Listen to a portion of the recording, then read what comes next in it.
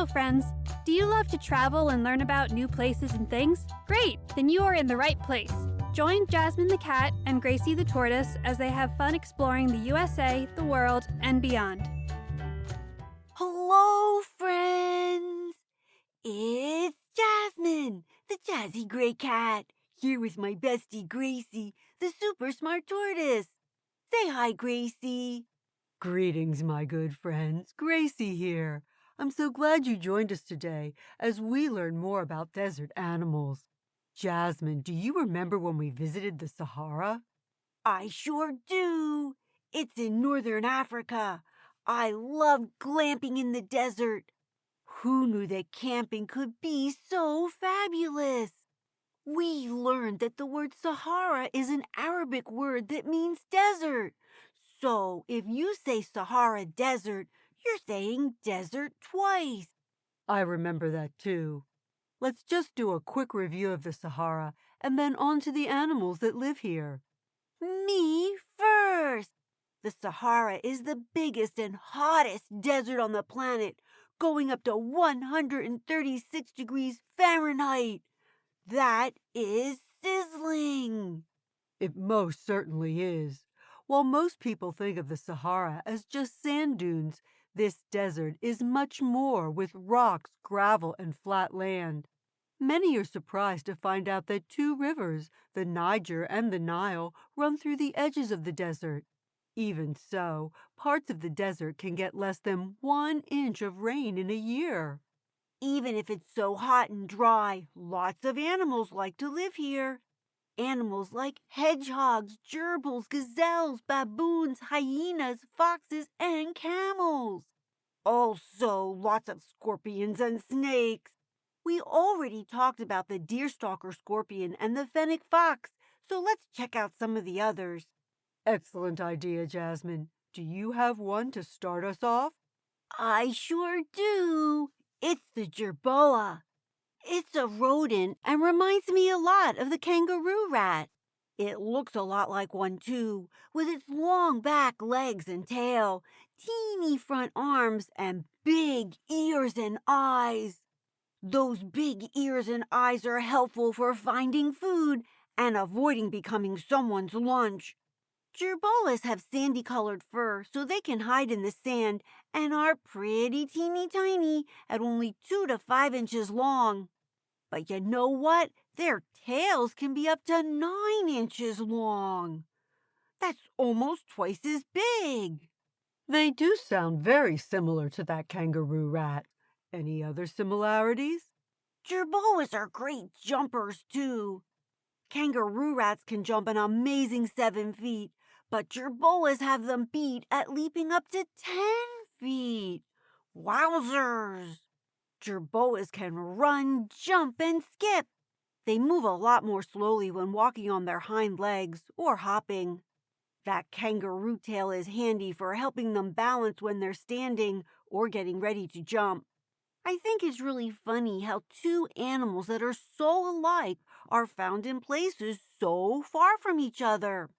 I bet kangaroo rats and jerboas would be friends if they met. I'm sure they would. Now my first animal is the addax. A what? I don't think I've ever heard of that animal, Gracie. Did you just make it up? Jasmine, I'm surprised that you would ask. I most certainly did not make up the addax. Well, it is a funny name. Perhaps to some.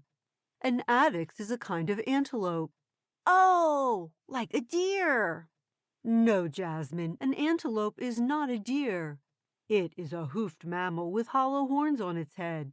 And antelopes are actually related to cattle or goats. The addax is extremely endangered. Only about 500 of them are left in the world. Oh no, that is so awful. You better tell us more about them, Gracie, so we can save them. Great idea.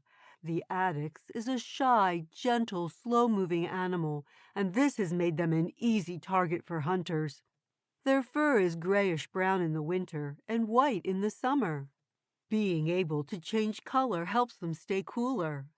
Their hooves are wide and flat so that they don't sink into the sand. and the twisted horns of both the males and females are about the same size. As a matter of fact, the word addax means wild animal with crooked horns. Are they really big, Gracie? Yes, about 5 feet tall and 200 pounds. Big enough for you? Oh, yeah. How do they stay cool in the hot sun? Addax are very clever.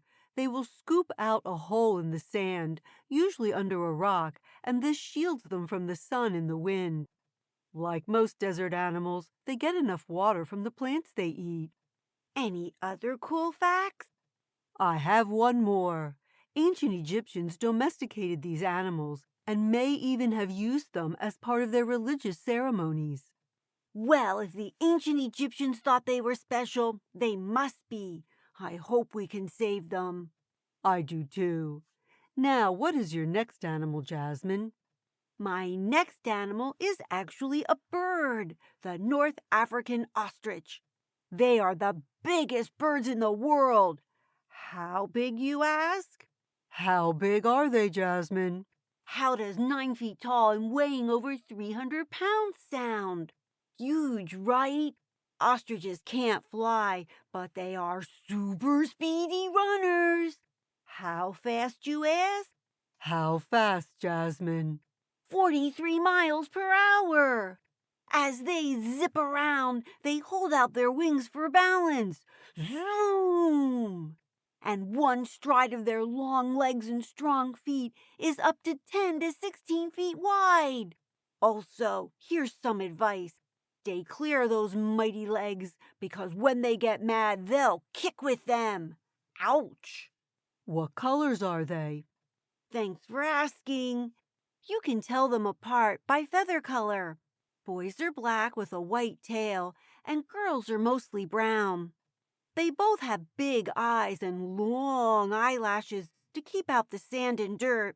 This is a silly fact. Those big eyes are bigger than their brain. Can you believe it? Yes, I do. Anything else? Well, these big birds lay big eggs. The eggs can be up to 3 pounds each. And now here is something that is not true about them. Lots of people think they bury their heads in the sand. They don't? No way! They just lay down real close to the ground to hide. I mean, I know I sure wouldn't put my head in the sand. Who wants to breathe sand? I'll remember that. Now my final choice is a reptile, the Saharan horned viper. It's a small but deadly snake at only 18 to 28 inches long. It's a sandy-colored snake that moves quickly by sidewinding, which is throwing first its front body and then following with the bottom half. There's a pointy horn above each eye to protect them from the sand and wind. Does it have a superpower? Well, it can sink down and bury itself in the sand with just its head sticking out to hide. See, even a snake keeps its head out of the sand. Since that was a short one, Gracie, let's finish up with an insect, the Saharan silver ant. Sounds really pretty. Those tiny silver hairs are not only pretty, but useful. They reflect the sun and help keep the ant cool. Go on, Gracie. Well, let's see. They are the fastest ants in the world, taking 47 steps in just 1 second. That is even faster than Usain Bolt, the fastest man in the world. He can only run 41 steps in a second. Guess Usain better not challenge the silver ant to a race. He could lose. It is possible.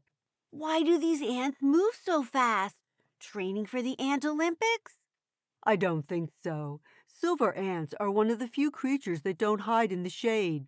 Instead, they're out and up in the sun for up to 10 minutes a day, racing across the sand to find dead insects for lunch. Wow, the sand does get hot. It would be funny to see them run because they use 3 of their 6 legs at a time as they zoom around.